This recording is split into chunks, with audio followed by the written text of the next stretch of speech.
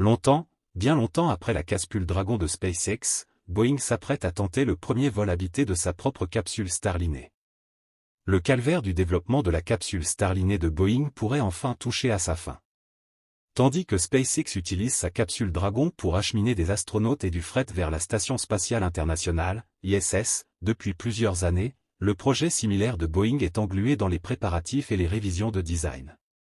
Après un tir qui a permis de tester la capsule CST sans Starliner sans équipage, le prochain gros morceau consiste en la mission CFT, Crew Flight Test, qui embarquera cette fois des astronautes et validera le design définitif du véhicule spatial ainsi que sa capacité à être utilisé pour des missions commerciales.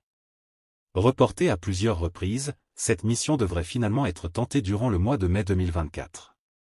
En prévision de cet événement, Boeing a procédé au remplissage des réservoirs de la capsule qui sera posée sur un lanceur lourd Atlas V de l'ULA, United Launch Alliance, et avec un décollage en Floride depuis la base de Cap Canaveral.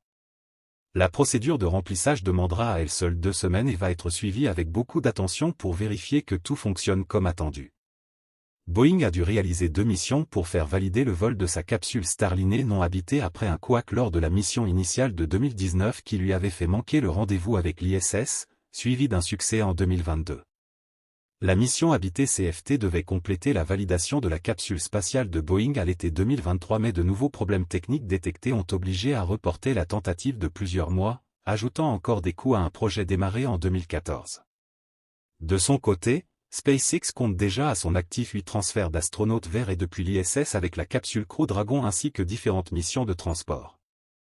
Pour la NASA, la validation de la capsule Starliner offrira une nouvelle option pour de futures missions à côté de la capsule Dragon de SpaceX et de son propre véhicule Orion, utilisé pour les missions Artemis 1 et Artemis 2 en vue d'un retour des humains sur la Lune.